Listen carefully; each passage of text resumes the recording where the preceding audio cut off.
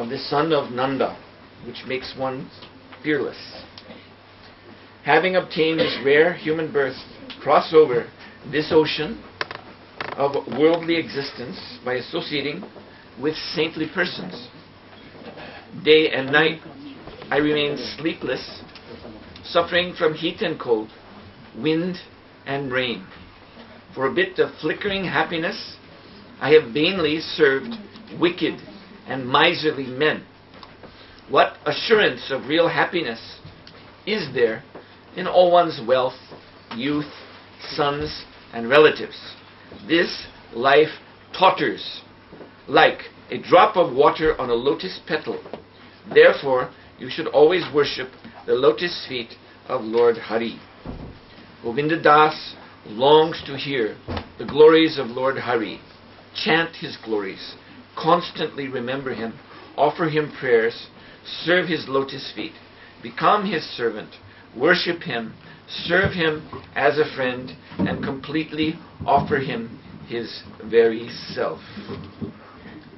Hare Krishna. So, welcome now to the second session of our seminar on Vedic Psychology. And we have opened today's session with this song, Bhaja Hure Mana Sri Nandanana, which is most appropriate to set the theme of today's talk, which is about relationship. Now on this board here, I have put down in writing some key points that I will be covering. These points, let us say, they're embedded in my presentation. I'm not going to be specifically pointing them out as I talk to you, because I'm going to be covering many things. But we can say this is my presentation in a nutshell today, what you see on that board. So if you'd like to note these points down, that may be helpful to you. So perhaps you can try to also, as I'm speaking, connect what I'm saying with those points. As I said, the real trick to absorbing this information which I am giving you is to have an eagerness to follow it, to investigate it, to understand it. As I will be speaking today, and I'll point this out, if we're suffering from the condition known as Siddhanta Alasa, or laziness in understanding philosophy, it's very difficult to make progress in this very subject. And it's very difficult to overcome one's conditioning in that case too. And this is what this transcendental psychology is really all about, helping us to see the way over our conditioning. So, as I mentioned yesterday, our conditioning is really revealed in our relationship with others. This is the real testing ground. We have such a nice philosophy, most complete philosophy. There's no other philosophy in the world, in any culture, in any intellectual tradition that can compare with this Gaudiya Vaishnava Siddhanta. So the best philosophy, Srila Prabhupada said, the best life activity, even the best recreation, Prabhupada once said in a lecture, means even the free time of a devotee is so exalted. So what we do for, so to speak, fun. We have festivals, Krishna conscious festivals, chanting Hare Krishna, big feast distribution, and all of that. So such a wonderful lifestyle. But what have we really realized from this? What have we internalized from this? This is tested in our relationships with others, in our relationships with other devotees, obviously, but in our relationships with other living entities. And so, if there are impurities hidden in the heart, in other words, that means within the mind, because the heart is the real seat of the mind, then these impurities will actually be exposed in our relationships. So, one of the real focuses of today's presentation is that relationship, the real essence of relationship, really, is between ourself and our own mind. Now, this is not, I want to caution you, this is the way I do things. I introduce philosophical terms that you may not be familiar with, and I explain them, and I hope that you can pay attention to all these things that are coming out of my mouth all the time. So what I'm going to say now is that what I've just told you, that the real relationship that we're dealing with is between ourself and our own mind. This is not the philosophy known as solipsism, which there's this idea, and it's common among many devotees have come out of a hippie background, so to speak, and that's a common speculative idea that there's only me in my mind, and everyone else, the whole rest of the world, is just a product of my own mind, you see. And this is not what I'm talking about. This is not Krishna conscious philosophy. But the point is that before we relate to anyone else out there, we are first of all relating with and through our own mind. So when we're in conflict with others, first of all we are in conflict with our own mind. This is the point. Our problems with other people, first of all, is a problem with our own mind. And the only way that we will ever be able to solve our problems with others is to first of all solve our own internal problem. And this is essential. And until we can understand this and put this into practice, then there's no point in so many raised hands. But I have this problem with this Prabhu and that Prabhu and blah blah blah blah blah. You see, always projecting our problems on others. I'm okay, you stink. You see, I'm sorry, this is not a philosophical approach to solving the problems of life. This is not the Vedic psychology. So, that is some other realm of endeavor in the mode of passion and all of that. And we are trying to, in Krishna consciousness, rise above that, this passionate endeavor to assert my will over other people. The whole philosophy of relationship in Krishna consciousness revolves around a very transcendental, most transcendental set of values. That we are what? We are eternal spirit soul. And so we should find Sangha association on that platform, on the pure platform of our real identity. And that means, as Prabhupada always says, that Krishna must be at the center of all of our relationships. You see, instead of the false ego. So this is a great transformation in our own consciousness, in our relationship with others and with the world. Instead of being humble servants of the false ego, we have to be humble servants of Krishna. So, to come back to our progressive presentation of ideas today, I've told you, and this is nicely expressed in this song that we've begun today's session with. Here Govinda Das is addressing his own mind. This is relationship. O mind, just worship the lotus feet of the son of Nanda. He is speaking to his own mind. This means there is the self and there is another, which is our own mind. And actually, originally, there is no conflict between the self and the mind. But in the material world, this conflicted relationship between self and mind, this is why we are here in the material world. And this is what I'm going to be explaining to you today. So, as I've noted on the board, just as the Supreme Lord, Bhagavan, he has his Shakti. Shaktiman and Shakti. This is the definition of the absolute truth. We cannot conceive of God without power. God means the all-powerful person. If we remove the power, the Shakti from God, then what kind of God is that? Actually, I will tell you, that is the Mayavadi, the orthodox Mayavadi conception of God. Is Brahman without Shakti. This is the essence of Shankaracharya's philosophy. So Brahman is, that's all. Sat, isness. Brahman just exists without any potency, because within that impersonal Brahman there is no activity. There is no relationship. Nothing is going on there. You just merge into it. You become it.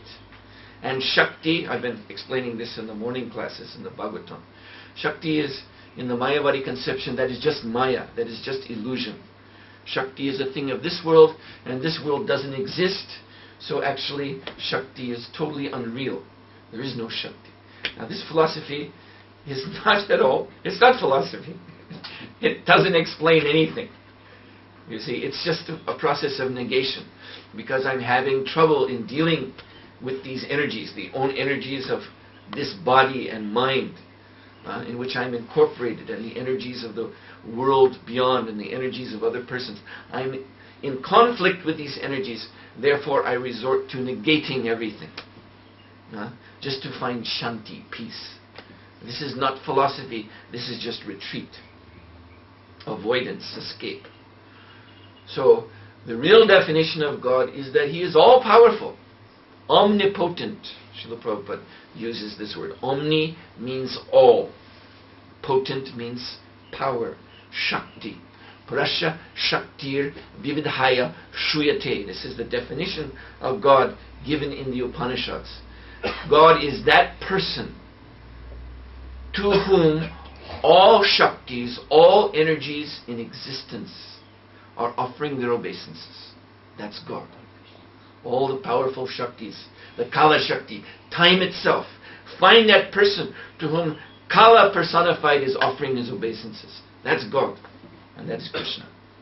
And this is all revealed in Bhagavad Gita, without any question. So, God has His Shakti. And who are we? Who are you and I? As Srila Prabhupada says, we are small samples of God. Krishna is Purushottama, the Supreme Person, taking Purusha to mean person. And we are individually Purusha. We are small persons.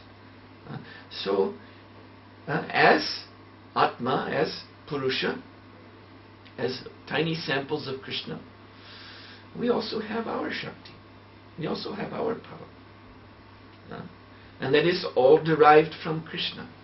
So, Krishna's Shakti, in the Vedas, in the Rig Veda, for example, where God is referred to as Brahma, the Supreme Absolute Truth, then His Shakti is defined, interestingly, as Vach Shakti.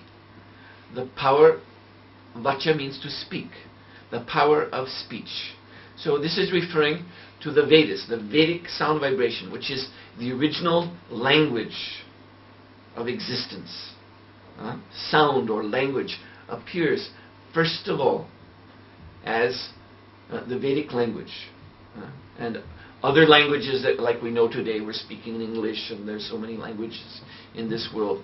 And these are further derivations and corruptions under grosser modes of nature of this original Vedic sound. And this original Vedic sound is expressing the truth of Krishna consciousness. It's expressing the absolute truth.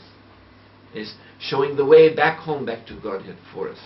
So this is the Vat Shakti. This is a very fundamental expression of the power of God. And this Vat Shakti is also known as Saraswati, or Vidya, her name is.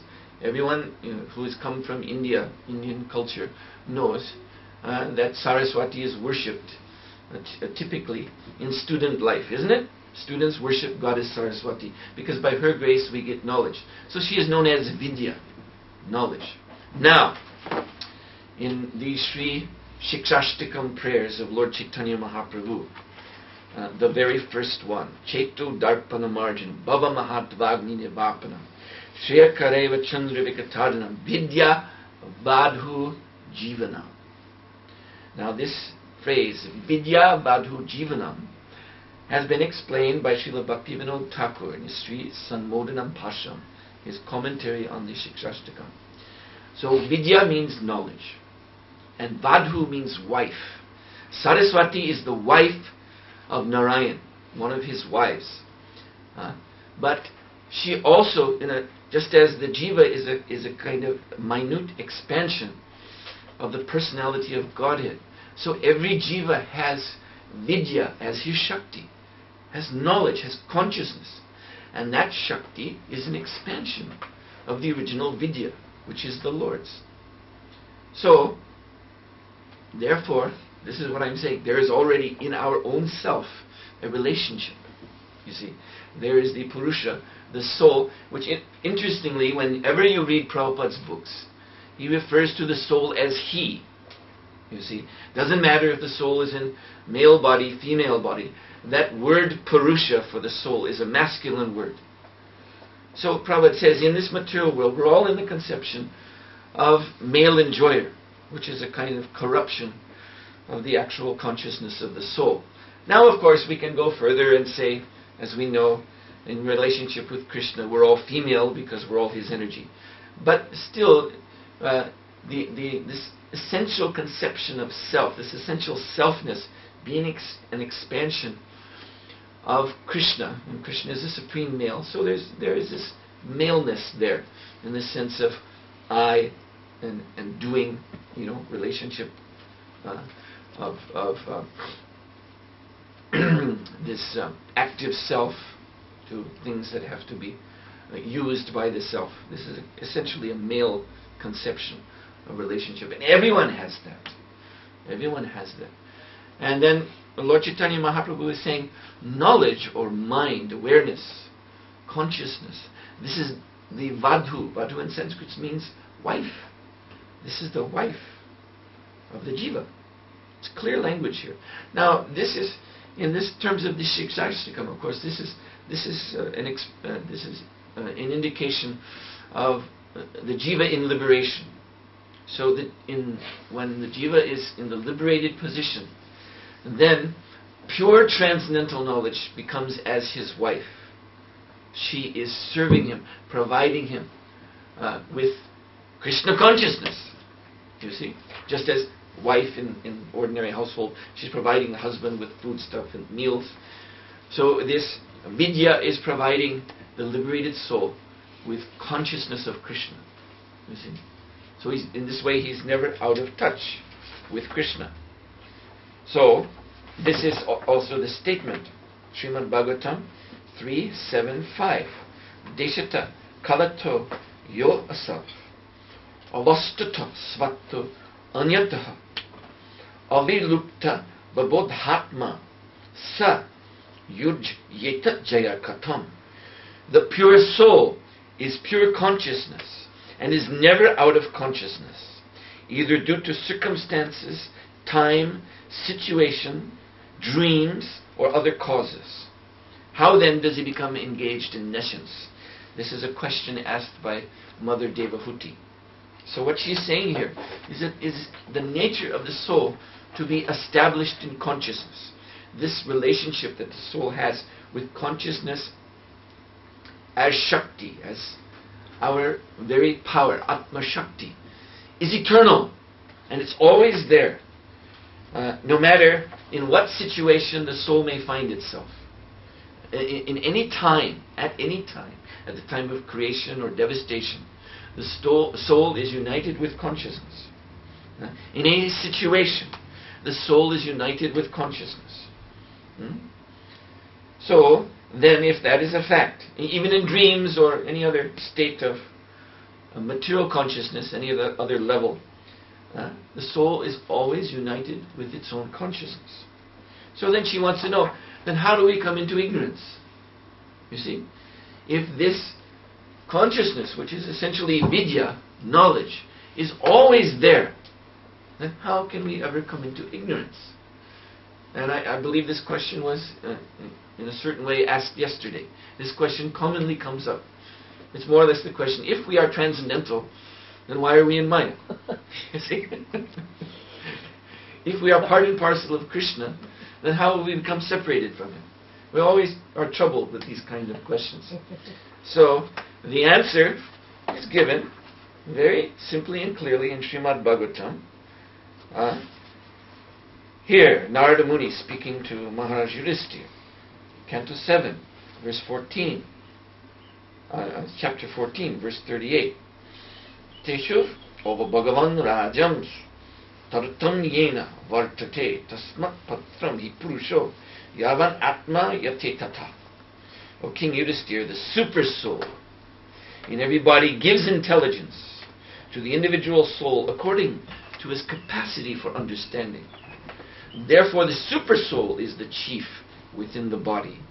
The super soul is manifested to the individual soul according to the individual's comparative development of knowledge, austerity, penance, and so on. So, the super soul is the chief within the body. This question of if we are always, if knowledge is our Shakti, if the soul is transcendental, how is it that we are in Maya? The subtle mistake that's being made in this question is that we are assuming that the individual soul is the chief, but he's not. You see, the individual soul is dependent upon the super soul, the supreme soul. And just as I explained that the original Vidya is Saraswati, the great goddess of knowledge, and she is the wife of the Lord. And just as we are very tiny expansions of the Lord, so our knowledge is very tiny expansion of her. You see? So we are dependent. So our knowledge is coming from the Lord. And that is what knowledge we're getting is according to our qualification. The nature of our own relationship with Krishna.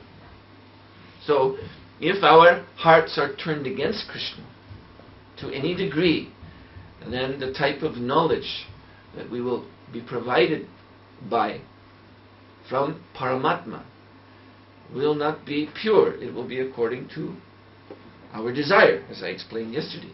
If our desires are moving away from Krishna and moving towards ourselves becoming Krishna, then the knowledge that the Lord, the chief, the real Ishvara will give us will not be this pure knowledge, revealing himself, because that's not what we want. So this is how this corrupted knowledge arises, and this is actually the cause of what we know as the material mind. The material mind, as I explained to you yesterday, simply means contaminated consciousness. Pure consciousness flows to Krishna.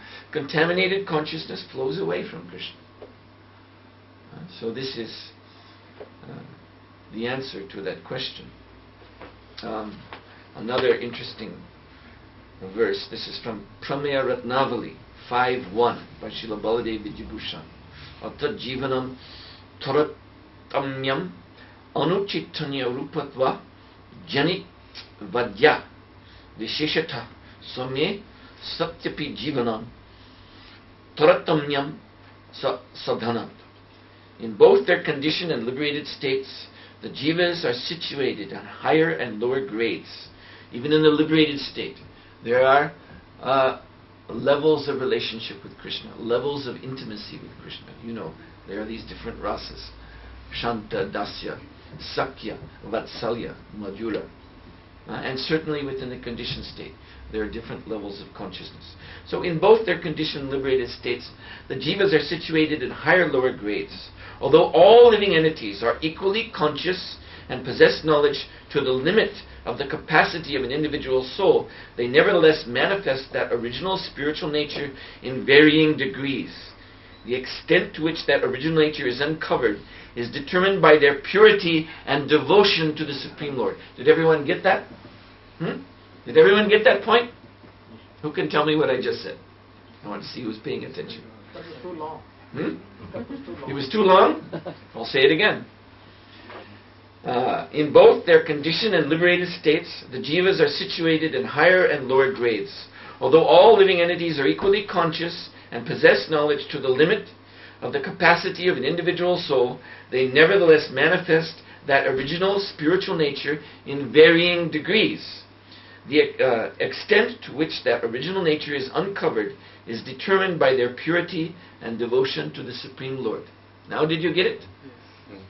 So depending on the purity and the devotion to the Supreme Lord, we are getting a certain quality of knowledge. Just like Lord Brahma, of all the living entities in this universe, Lord Brahma is the highest. He is the jiva who is fully manifesting the potency of the jiva in fullness. And do you know who Lord Brahma's wife is? Saraswati. Now Saraswati is the wife of Narayan. But an expansion of Saraswati becomes the wife of Brahma. You understand this? Just like an expansion of Lakshmi became the wife of who? What 5 great devotees? Draupadi is who? Do you know who she is? She is Svarga Lakshmi. She is Lakshmi in heaven. And she became the wife of 5 devotees, the Pandavas of the Lord. So you see, this is the Lord giving facility to His devotees by His own potency. And if one is pure, then the potency in relative fullness. I mean, this is not the same Saraswati who is standing next to Narayan, but an expansion of her, appropriate to the jiva, becomes the wife of Brahma, who is the fully manifest jiva. You see? So, please try and follow these points. This is Vidya Dadhu Jivanam. This is what Lord Chaitanya Mahaprabhu is saying. So that facility is there. Complete knowledge, suitable for keeping us perfectly established in Krishna consciousness. That is provided by Krishna. No one can accuse Krishna, oh, Krishna won't give me that. Somehow Krishna is prejudiced against me. He doesn't like me. If there is any fault, the fault is in you. You have to, you see, we have to take the humble position. That is our position as dependent servants of the Lord. That if there's something wrong, it is within us. Our devotion, our purity is somehow impaired by a polluted, by a diseased sense of independence. And so we are not getting full knowledge. The knowledge that we're getting is bent in the direction, you see, of controlling and enjoying the material nature. So this is very important for us to understand. So the result of the soul's getting material consciousness or material knowledge from the Paramatma is that the spirit soul works against his own transcendental nature. Lokas swayam shreyasi nashta drishtir yo artan simiheta nikama kama anonya vaira sukha lesha hetur ananta dukkam natcha vada mudha. Due to ignorance, the materialistic person does not know anything about his real self-interest, the auspicious path in life. He is simply bound to material enjoyment by lusty desires, and all his plans are made for that purpose. For temporary sense gratification, such a person creates a society of envy, and due to this mentality, he plunges into the ocean of suffering. Such a foolish person does not even know about this. So, in this verse, we hear the word anonya, and I put that on the board. And this is essential to today's presentation. Anonya in Sanskrit means relationship. And it is a contraction. You see, in language we have word forms known as contractions. For instance, in English language, I understand, I was told, I don't know, but when I was in Odessa, where the devotees speak Russian, I was told they don't do this in the Russian language. They don't make contractions. I mean, I don't know anything about Russian language, but this is what I was told. So I guess some languages don't do this. But in English, like, we have the 2 words, cannot. So you can be, very proper and pedantic and always say, cannot. I cannot do this. Or you can contract it and say, I can't do this. That's a contraction. So similarly in Sanskrit, the actual words are anyaha anya, which simply means other. But they can be contracted as anonya, which means one another, which means relationship. You see, one and another, relationship. So this anonya relationship is our, as I on the program, I believe today's talk is called The Philosophy of Relationship. That's what we're talking about. So, Anonya Vaira, in the material world, relationship is based on envy. Vaira means envy. So then this gives rise to what we know as what? The conflicted mind. You see, in Western psychology, I mentioned yesterday, there's this famous term, neurosis. So according to Western disciplines of psychiatry and of normal psychology, the condition of neurosis, which includes anxiety states, obsessions, and hysteria, and other such nice states of mind. All of these are rooted in what is known as mental conflict. That means the mind working against itself. You see, so we're envious of ourselves, and this is actually the statement of the Bhagavatam. That envy begins first of all with our own self. Because what is the self? The self is an eternal servant of Krishna. And for me to adopt the attitude that I am a controller and enjoyer, I am Ishvara, I am God, not a servant of Krishna, means I must be first of all envious of myself. You see, envious of my real identity. This is a demon. A demon will never admit that he's a servant. A demon will never admit that there is anyone higher than him. You see, he gets very disturbed. This is also a kind of disease. It has a name, sociopathy or psychopathy. A psychopath is a person who cannot bear to have any authority above him.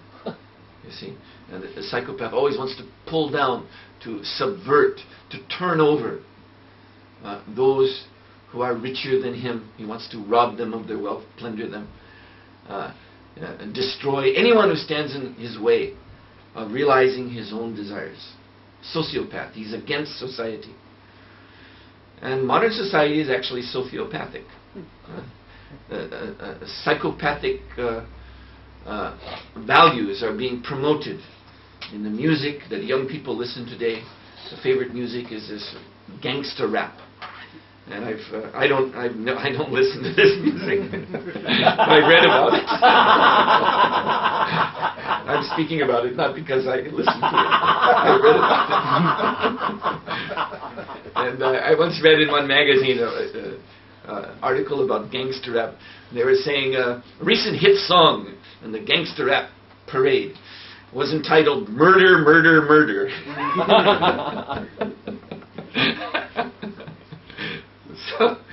So they have these songs about getting your gun and going out and shooting someone, and this is the kind of music the young people today, they really like it. This is psychopathic. You see. So this is Kali Yuga. This is really Kali Yuga, and this is the essence of the demoniac mentality. So this is what it means. You have to hate that real self. One has to hate that real self, which is a humble, pure devotee of Krishna. Jivera Surupoi Nityara Krishna Das. To be a demon, we have to hate that conception of the self. That means Anonya Vaira, envious of our own self. And therefore in the material world, what does material activity mean? Activity which is leading to our destruction. Sense gratification means destroying myself. You see, all material activities are based on that principle. Self-hatred, self-envy. In fact, now in Western psychology they admit, this is a very nice point, there's some things in Western psychology which are useful because they're in agreement with Vedic psychology.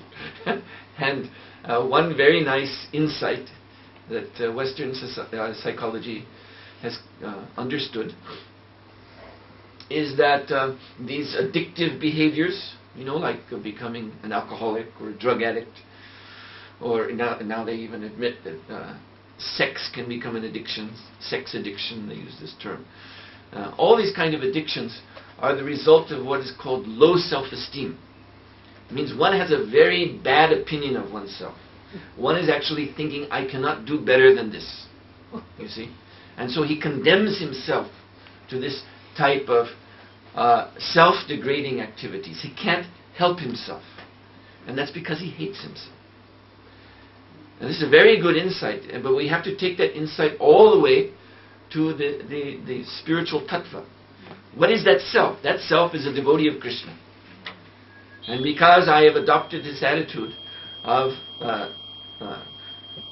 rejecting service to Krishna, therefore I hate myself. And therefore I can help. What is this? Feedback? This is not the kind of feedback we're interested in. So, yes, therefore we engage in these self-destructive activities. And this is a very, very important lesson in psychology. So, yes, Anonya Vaira. So this relationship of envy, or it can mean society of envy. So this begins within our own self before we even consider our relationships with anyone else. We have to address the fact that we are envious of our own self. And this is the real root of all of our problems, inside and outside. So consider these references from Srimad Bhagavatam. Sri Prahlad Maharaj, speaking in Srimad Bhagavatam 7.9.40, compares his own senses to wives. You see, before we talk about our own wife or husband, or family members or friends, anyone out there, first of all, Prahlad Maharaj is saying, my own senses, which, in the material conception, actually, that's part of the self. I put there that Atma, and this is in Bhagavad Gita, the full definition of Atma, or self, means soul, mind, and body, which body means senses. All of this together means Atma. In the spiritual world, the Atma is manifest in a Siddha Swarup, in a pure transcendental form. This form is the self with a transcendental spiritual mind and a transcendental pure Satchitananda body with transcendental pure Satchitananda senses. And as Bhagavatam says in many places, Yenatma suprasidati. That Atma, being situated in Krishna consciousness and transcendence, is satisfied. There is no conflict between soul, mind, body, senses in that state. Because soul, body, mind, senses, they're all surrendered, all devoted to Krishna. So there's everything is engaged in serving and loving Krishna. And Krishna reciprocates, rewarding such a soul with complete satisfaction. So this is actually liberation. Muktir hitmanyata swarupam, Muktir hitmanyata rupam swarupena vivastiti, it states in the Srimad Bhagavatam. Liberation means to be established in one's swarup, in one's pure spiritual form, and in that form to be engaged in transcendental activities. So that means not only as soul, the Mayavadis only go so far as soul. You see, soul floating in the Brahman. No, but there must be also mind. There must be also body. There must be also senses. But all having that Chinmayananda quality, transcendental quality. So in the material world, what happens? Soul is there, mind is there, body is there, senses are there, but all in conflict. You see? All in opposition.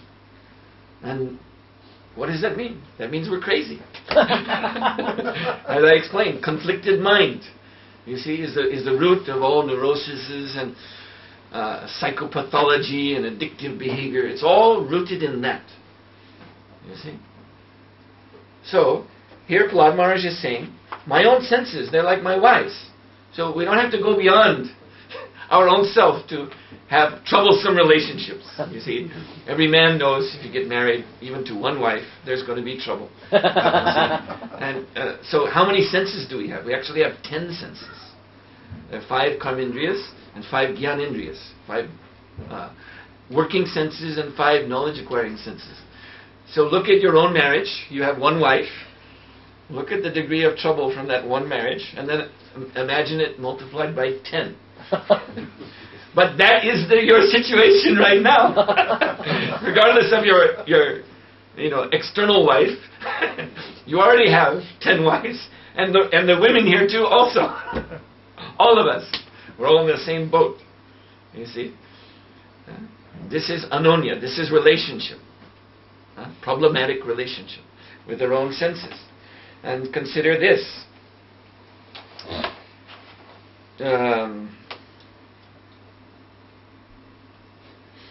Bhagavatam 5:117 refers to the mind and the 5 Gyanendriyas as wives of the self.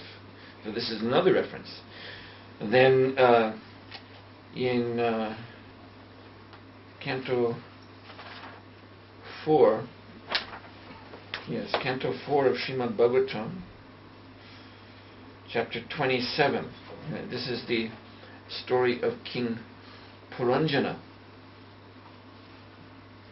We find these verses. I'll just read them quickly. King Puranjana, who represents the soul, had unlimited desires for sense enjoyment. Consequently, he traveled all over the world to find a place where all his desires could be fulfilled. Unfortunately, he found a feeling of insufficiency everywhere. Once, while wandering in this way, he saw on the southern side of the Himalayas, in a place called Bharatavarsha, a city that had 9 gates all about and was characterized by all auspicious facilities. While wandering here and there in that wonderful garden, King Puranjana suddenly came in contact with a very beautiful woman who was walking there without any engagement. She had 10 servants with her, and each servant had hundreds of wives accompanying him. The woman was protected on all sides by a 5-hooded snake. This represents the prana of 5 parts. She was very beautiful and young, and she appeared very anxious to find a suitable husband. Being thus entangled in different types of mental concoction and engaged in fruitive activities, King Puranjana came completely under the control of material intelligence and was thus cheated. Indeed, he used to fulfill all the desires of his wife, the queen. In this way, King Puranjana was captivated by his nice wife and was thus cheated. Indeed, he became cheated in his whole existence in the material world. Against that poor foolish king's desire, he remained under the control of his wife, just like a pet animal that dances according to the order of its master. That wife, as mentioned, represents the material intelligence. You see? And this is interesting, this point. Even against the poor king, the poor foolish king's desire, he remained under the control of his wife. So when we come under the control of the material mind, this is against our real desire. And therefore, we are conflicted, we are frustrated. The real original desire of the living entity is not sense gratification, it's service to Krishna. But when we turn away from Krishna, then we get that type of knowledge, that type of vidya, the type of personal shakti, you see, that leads us into this sense gratification, which is against our own interest. Is that all clear? Very much. Very much. I'm glad to hear you say that. So, then, now, there's more to be said about this relationship.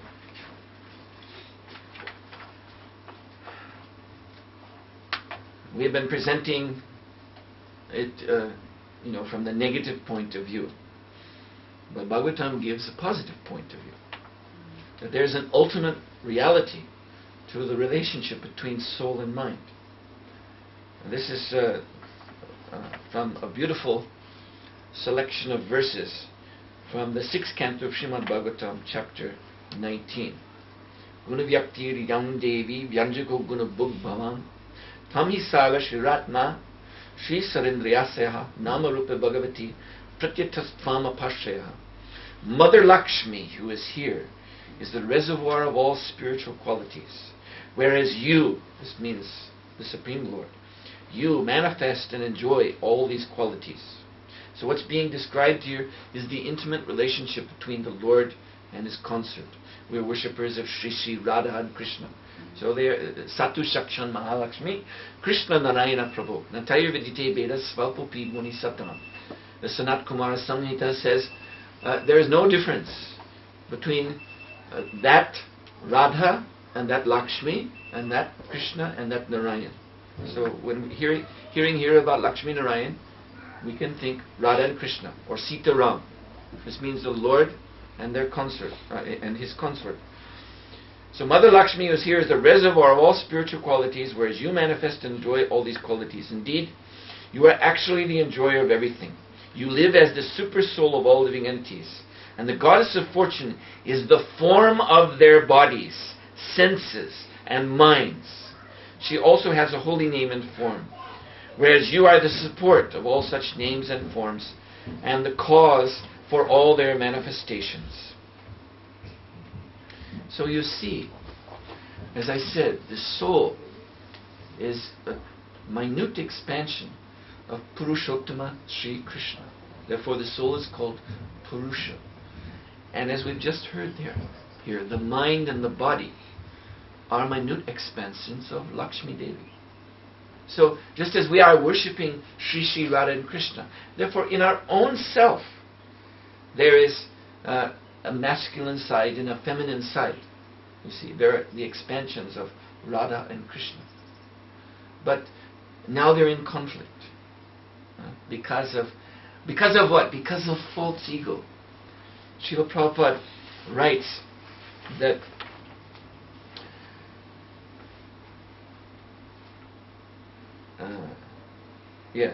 from Bhagavad Gita, and that's on the board here, chapter 6, verse 5.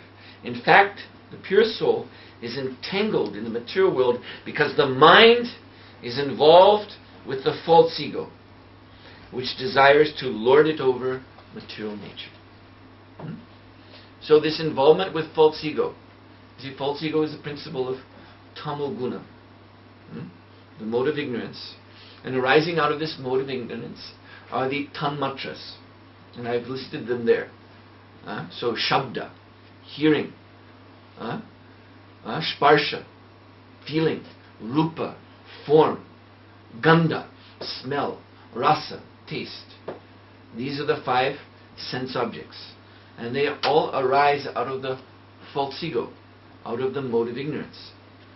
So when the mind becomes involved with these, trying to, again, control and enjoy the objects of the senses, then that is our conditioned state.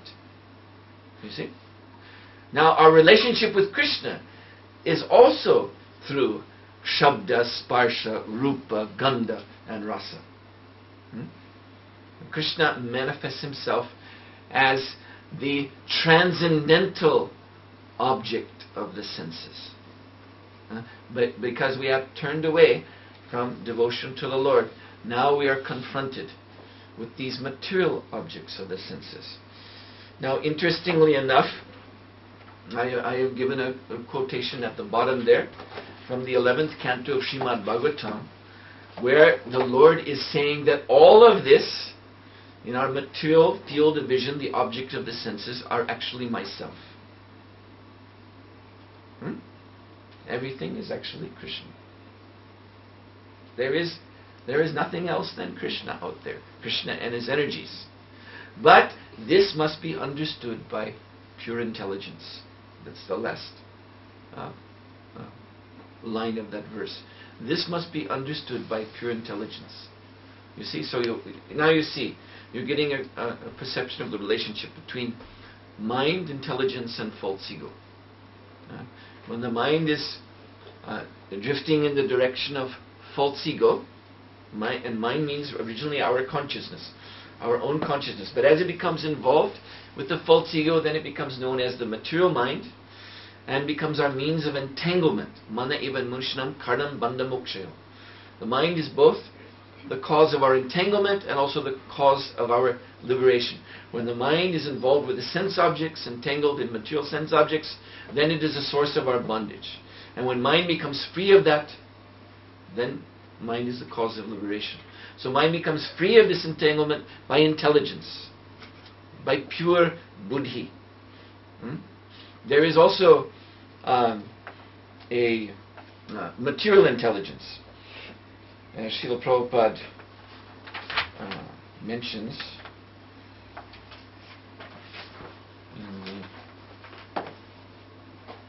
trying to find these references rapidly.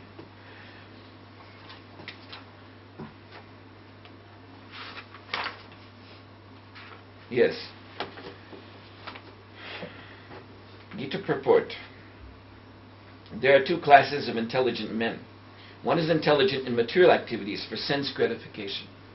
This type of intelligence is Rajoguna, mode of passion. The other is introspective and awake to the cultivation of self-realization. So this type of intelligence is the pure intelligence which comes down Guru Parampara. Just like simultaneously Lord Brahma, he is the Rajoguna avatar. He is giving the material intelligence to the living entities for their activities of sense gratification. But he is also Acharya in the Brahma Sampradaya, giving the pure knowledge and intelligence of Krishna consciousness, the means of liberation. So there are these two types of intelligence. So the impure material intelligence is also involved with the false ego. You see? So mind intelligence involved in false ego, that is our bondage. Pure intelligence means removed, is transcendental to the false ego. So mind should take shelter of that, and that is the cause of liberation.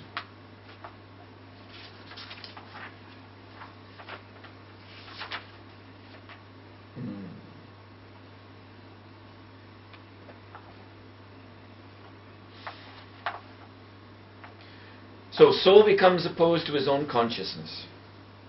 When one deviates from his original consciousness, this is a quotation, Srimad Bhagavatam 4:22-31.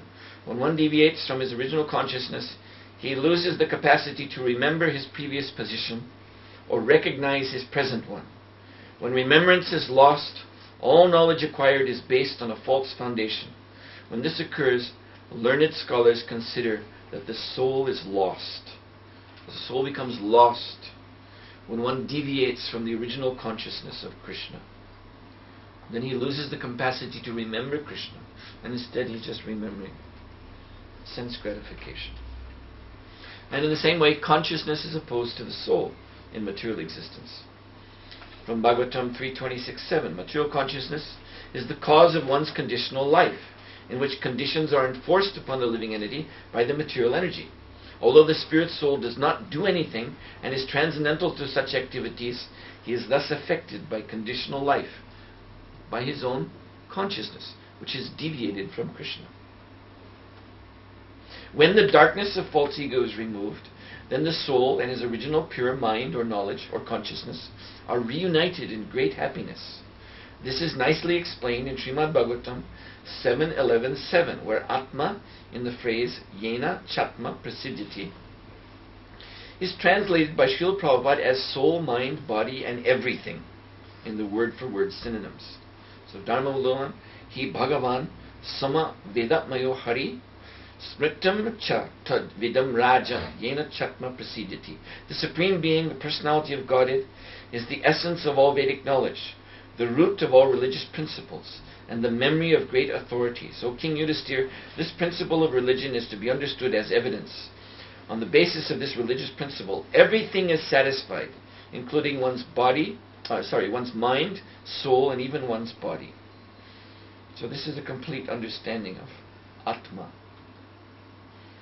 And in the spiritual world, yes, then there is a pure spiritual mind, pure spiritual senses, pure spiritual body, and pure spiritual activities. And all are harmonious in loving service to the Lord. So, I actually have quite a bit more to go into on this subject of relationship, inner conflicts and all this thing. But I think what I've covered today is enough for discussion and questions. And we should go into that now. And we can further complete this topic tomorrow. What do you think? Have I said enough? Is it time for questions? I think so. I think if I go on, everyone's going to get lost. I think this is very key, very important, very fundamental, what's been presented today. So, yes? So just to clarify my understanding of this, we say that the spirit soul is pure, and we have the wife, which is the mind, which is the bag of desires. So in Krishna consciousness, when we are purifying ourselves, we are purifying this mind in a way, and which is the mind itself is pure, but it is the desire that is causing the contamination. So this is purifying the desire. Is that, yes. Is that the right understanding? And what purification means is ridding the consciousness of the false ego. That's the essential. But the false ego is higher than the mind. Yeah, well now you're talking about the material mind. You see, when you're talking about consciousness already corrupted, yes, obviously false ego is higher, because false ego is the corrupting principle itself. You see, when consciousness has come under the influence of the false ego, then it's manifest as mind and intelligence, and that's under ahamkara, obviously. So that ahamkara, that covering, has to be removed. And then there's no more conflict between mind, intelligence, even senses, and the soul. Clear? Yes. On the lighter side, then if that is right, then our whole life will be good if we purify the wife. The wife inside, yes. You have to start with your own internal wife. And your wife has to start there too, with her own internal wife. Yes. Yes? Actually, you said that even in the liberated stage, you have different gradations. Yes. Based on your devotion and your service.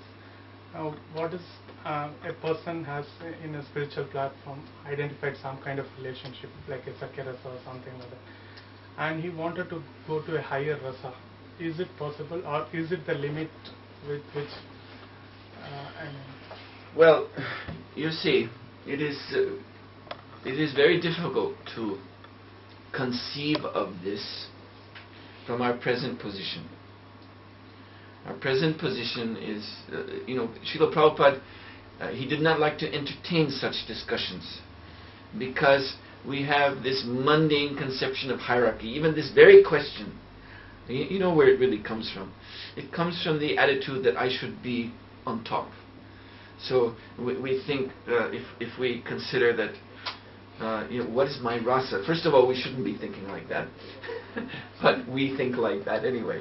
My rasa, maybe my rasa is only Sakya, but why can't it be Madhura? This is like, I'm only vice president of the company. Why can't I be CEO? And this is a materialistic, wanting to climb up to the top of the heap and be number one. And that is anathema. That is totally inappropriate. That attitude, it should not be introduced into the realm of rasa tattva at all.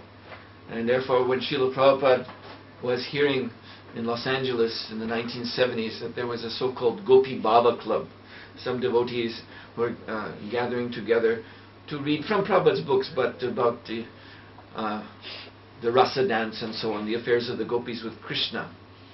He was very displeased, even though they were just reading from his own books. And when he heard that among their discussions they used to talk about how the gopis are even higher than Mother Yashoda, he was very angry. He was so angry when he heard this, he was applying his tilak and he began to shake. His body began to shake with rage, and he couldn't finish putting on his tilak. Because this is totally mundane to think in this way. Gopis are higher than Mother Yashoda.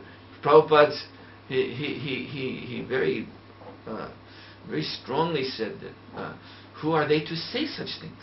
What is our position to make such gradations? Yes, Rupa Goswami in his writings is explaining there is a gradation of rasa, but we're not on the platform of tasting any rasa whatsoever. So how can we talk about this gradation?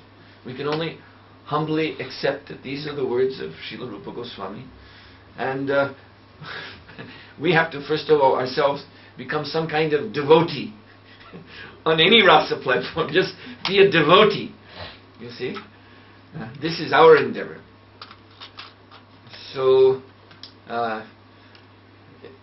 So as I said, this question of change of rasa, the whole question is coming out of material conceptions. Whenever I've been asked that question, I've noticed this.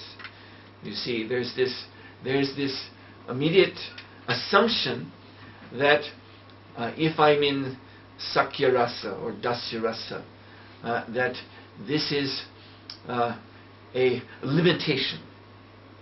You know, this is a limitation. Now, this is a mundane conception. Limitation means material. Maya means limit. Maya means measure. Measure means limit. I mentioned this yesterday. So to be in liberation means no more limitation. So therefore, when the living entity assumes his rasa, his own natural sarup in Krishna's pastimes, he's fully satisfied. You see?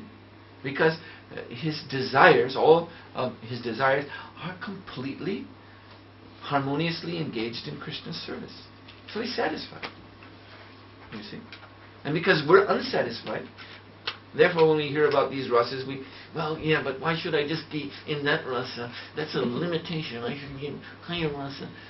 This is our whining material mentality. You see? Or you say whinging. Whinging materialism. I want to be higher. Because when they're thinking like this only because we're not satisfied. And we don't understand that to attain rasa means you're satisfied. You're satisfied. Now, the special feature of the Goloka rasa, the relationship with Krishna in Goloka, is that the only consideration is to satisfy Krishna. This goes beyond the rasa of Vaikuntha. The rasa of Vaikuntha is, yes, I am satisfied in my service to Krishna. But in Goloka, Vrindavan, the overarching consideration is Krishna's satisfaction. And those who dwell in Goloka, they're all, say, agitated by that concern. You see?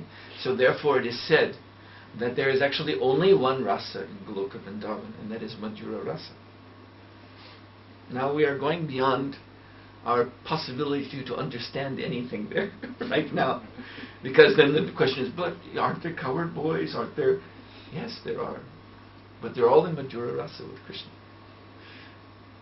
And now we want to know how, and how does it work, and this and that. Well, sorry. You can't really understand this now. Just like the Goswamis have described when Krishna was with his cowherd friends. Krishna desired to take a bath in the Jamuna River, but the Jamuna River was very far away. So one of the Lord's cowherd friends, he immediately took the form of a river so that Krishna could bathe. That means he changed his rasa from Sakya to Shanta rasa. For the satisfaction, he's not considering himself, what is my satisfaction? The Lord wants to bathe, so I'll become a river. Let him bathe in me. And after the Lord stepped out of the bath, the same cowherd boy became a towel so that Krishna could bathe his body. This is what's going on in Goloka Vrindavan. You know, and so you know, and we learn in these confidential literatures that Lord Baladev, who's the chief of the Sakya rasa, the head of all the cowherd boys, he has an alternative form known as Ananga Manjari, a gopi. And all of the cowherd boys also have alternative forms as gopi. So, that's just insight. We don't talk about these things at this stage.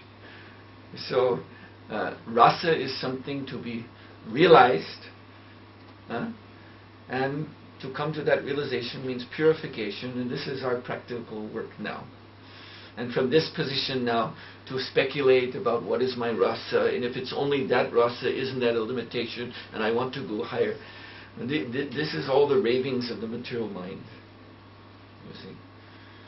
And if we allow the mind to speculate in that way, then this will ruin our chance to actually make real progress. So never mind that. Actually, so Just chant Hare Krishna. Yeah, so that means to say like there's no clear delimitation within the different rasas. Don't speculate about this, please. You want to insist to try to understand these things with your material mind, and you cannot. So we just accept what is given in Srila Prabhupada's books, but also accept that what is given is also inconceivable. We just have to learn to accept it humbly in the mood of a servant, and try to ourselves become established in the service of Krishna and the Krishna's devotees. And Srila Prabhupada said, in due time it will all be revealed when we are ready. First deserve, then desire. You see? Yes? Asking a question again. Well, it's a question again related with our life as such. Now, first is that a professional life is can we go in the professional life being a devotee of Krishna means having our body, soul, mind and the senses totally with Krishna. And if we have a professional life, which means some money and the earthly things which is needed for this whole existence of ours, if that is also truth, then shouldn't we go in for higher desires, like when you said that we think about the president, if we have to become a president, but that's a material goal, that we have to become a president. So if we don't think like that, we cannot reach that position. Now I see myself, I was quite satisfied with whatever job I have. So I never had those desires to move up. So if I don't have the desires to move up in the professional line, I won't be able to actually move up. That's, maybe I'm very wrong. I'm very, very low in this. I'm very, very humble, very wrong. Maybe I don't have a knowledge, but that's what happened with me. And so is that professional self not needed also to be in the in this life, also with the spiritual life? Can't these two gel together and we move forward? This depends on your dharma. You have to know what your dharma is in life. Yeah. Dharma means duty and dharma means quality. So if one's dharma is to be a Shudra, then yes, you'll be satisfied in your position, just take orders, if that is your dharma. If that's all you can do. But you have to know this yourself. And Srila Prabhupada, someone asked Srila Prabhupada, how do we know what our Varna is? Varna means your position in dharma. And Srila Prabhupada said, chant Hare Krishna and become purified. And Krishna will reveal what your Varna is. So even knowing your own Varna requires some elevation. My second question is that when we talk about the demonic behaviors in the terms of psychopaths that you have really talked about is completely right. That's what I said, yes. But some behaviors might not be very demonic, like going to drinking might be to escape the realities of the world. Realities might be very attacking to you, and you have to escape it and go into a dream, a dream stage in which you just drink and state that everything is okay and just forget it. And that's how you take to drinking, or go into a daydreaming. You're saying sinful liberation. Now